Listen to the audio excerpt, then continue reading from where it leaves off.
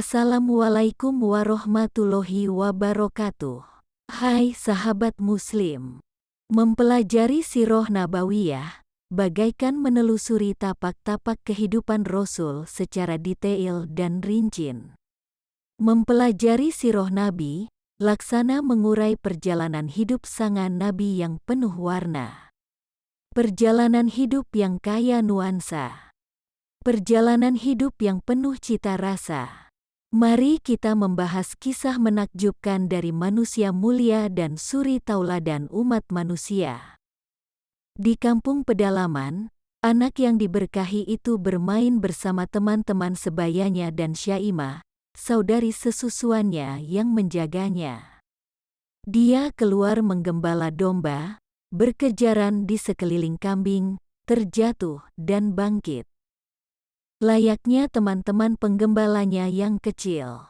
Betapa riang dan murninya anak-anak itu bermain bersama dalam dunia mereka yang lepas, dengan kesederhanaan yang langka, dengan apa yang diberikan padang pasir pada kebebasan dan ketulusan. Dan tanpa ada ikatan-ikatan yang mengekang. Halimah sangat menyayangi anak yang penuh berkah ini. Dia sangat mengkhawatirkannya melebihi anak-anaknya yang lain. Sampai suatu hari, dia menyaksikan hal yang menakjubkan pada anak yang penuh berkah ini. Peristiwa yang banyak dikisahkan dalam kitab-kitab sirah dengan rincian bermacam-macam.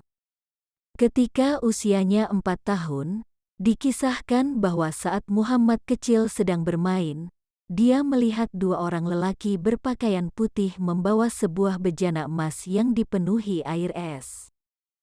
Mereka membawanya dan membelah dadanya, lalu mengeluarkan hatinya untuk membuang noda hitam darinya, lalu mereka membersihkan hatinya dengan air es tersebut sampai bersih.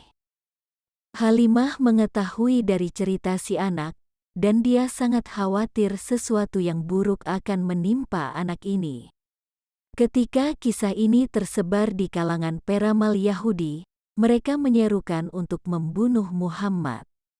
Karena merasakan bahaya yang akan datang dari anak kecil ini dan ancaman yang luar biasa yang menanti mereka kelak.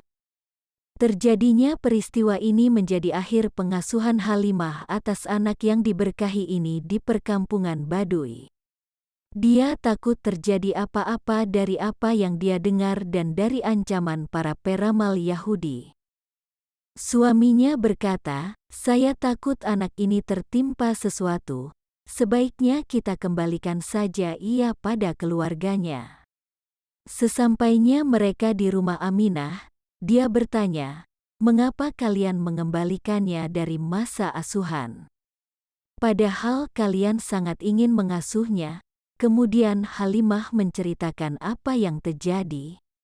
Aminah berkata, "Apakah kalian takut yang mendatanginya adalah setan? Sungguh demi Allah, setan tidak sanggup mengganggunya. Demi Allah, anak ini sangat berbeda.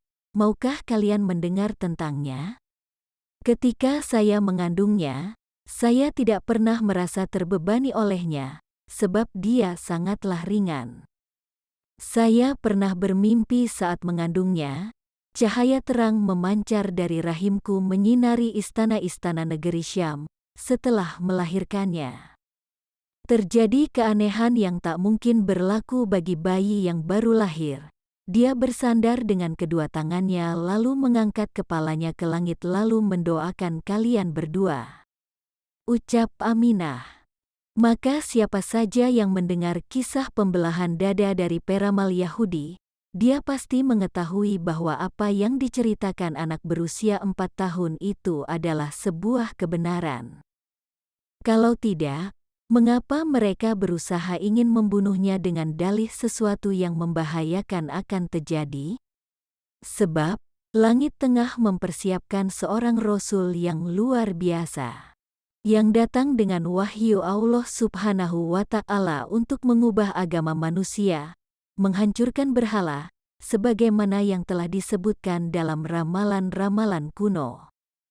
Walaupun demikian, kaumnya bersikap angkuh dan congkak. Sebab, Ketika beliau nantinya mengemban risalah, kaumnya menudingnya seorang penyihir, kurang waras, dan gila. Tuduhan mereka terhadap beliau tidak ada buktinya. Itu hanya kampanye kotor untuk menjauhkan manusia dari beliau, sebagai upaya mereka mempertahankan keadaan yang rusak. Sebab Muhammad Shallallahu Alaihi Wasallam ingin menggantinya dengan agama yang baru, yang menghancurkan kepentingan dan hawa nafsu mereka. Mereka sepenuhnya tahu bahwa beliau bukan seorang dukun, bukan penyihir, dan bukan pula gila. Kalau tidak, tentu mereka tidak akan memerangi beliau dengan penuh kekerasan. Demikianlah kisah menakjubkan Muhammad kecil. Wallahu alam bisawab. Wassalamualaikum warahmatullahi wabarakatuh.